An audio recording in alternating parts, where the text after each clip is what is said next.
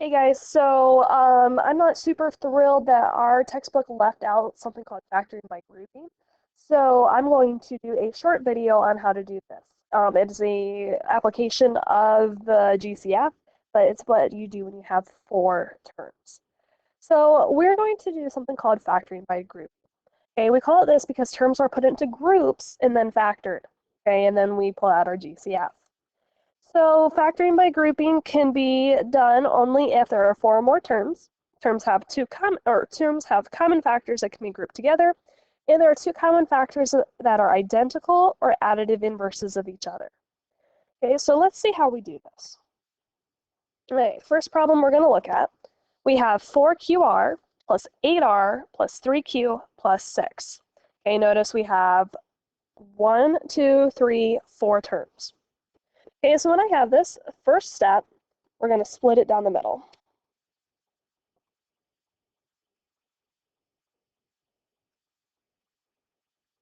Okay, so right here's the middle. I'm going to just draw a squiggly line. Okay, second step, GCF each half.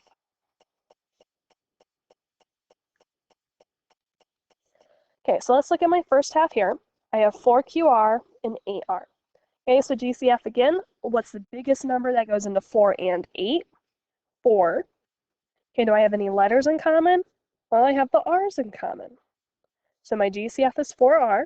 So what's left? 4R times what gives you 4QR?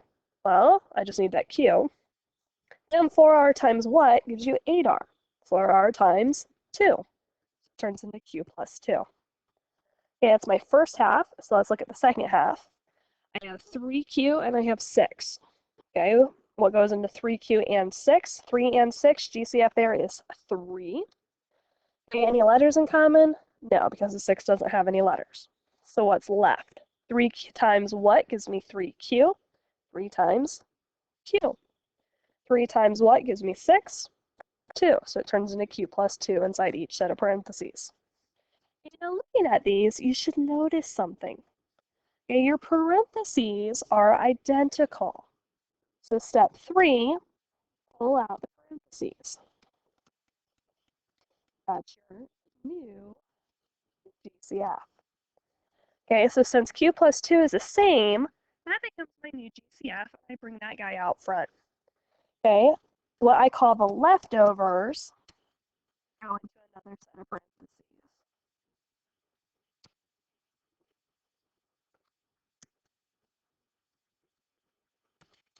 Okay, so my leftovers here and here go into a second set. So 4R, and it's a positive 3, so we're going to put plus 3. And there you go. That's how you do factoring by grouping. Okay, recap, split it down the middle. So we did the blue squiggly line. Find the GCF of each half. Okay, GCF over here, GCF over here. Notice parentheses are the same, so it becomes my new GCF. Pull that guy out front, and the leftovers go into a second set of parentheses. Okay, so here's a couple problems. Please pause the video and try these. Okay, you gotta make sure you know what you're doing. Okay, so I'll show you the answer here and here. That's what you should get. I'm gonna go through them real quick just to make sure you understand what you're doing.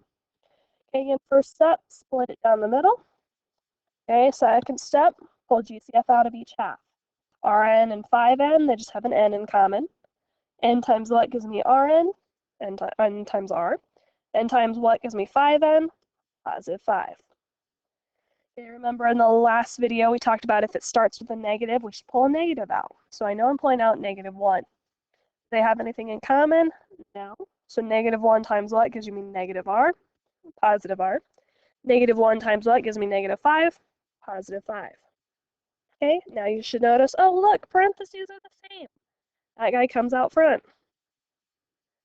And the leftovers go into a second set of parentheses. Okay, same thing, problem 2 here, split down the middle. Okay, what do we have in common? 3 and 15, 3 goes into both. Do they have any letters in common? Oh, p's. So 3p times what gives me 3np? Need an n. 3p times what gives me a 15p? Times 5. Okay, over here again, notice they're negative, so we're going to pull out a negative. Okay, and 4 goes into both of those. Okay, what do I have left? N plus 5. Should be saying, oh, wait a minute, those are the same. That guy comes out front. My leftovers go on the second set of parentheses. Okay, one other thing we could do with this. Sometimes we have something called an additive inverse. So let's take a peek at this. Process exactly the same, split it down the middle, and I selected blue. Don't know why that turned out to be black, but whatever. Okay, what is my GCF of 2mk minus 12m? Well, 2 goes into both of those. Any letters in common? They have the m in common. So 2m times what gives me 2mk?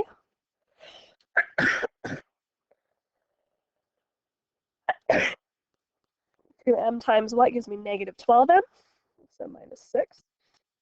Okay, second half, 42 and 7k. 7 goes into both of those. Okay, 7 times 6 gives me 42. 7 times negative k gives me negative 7k. Okay, I want to look, are my parentheses the same? Oh, not quite. Okay, notice they are super, super close though. Okay, and over here the k is positive, the k is negative. So when something like this happens, we want to use what is called the additive inverse. Okay, if they're identical except for the signs, what we can do over here is pull out the negative version. Okay, if I instead pull out a negative 7, that means negative 7 times negative 6 gives me a positive 42. And negative 7 times a positive k gives me a negative 7k. Now if you look at this, it's negative 7 times positive k, negative 6. Now, if I look at my sets of parentheses, they are identical. Okay, so if they're almost the same, just one thing is negative when it should be positive, you can pull out a negative version and it makes it work. Okay, so to finish the problem, parentheses are the same, so I pull out the k minus 6, and my leftovers go into a second set of parentheses. And that should be your answer. Okay, 2 more problems to try.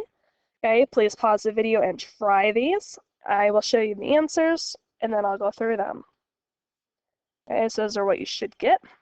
Okay, so I'm going to go ahead and do these really quick. Split it down the middle. GCF each half. C is in common. So what times C gives me? C is a 1. Okay, GCF over here is a 4.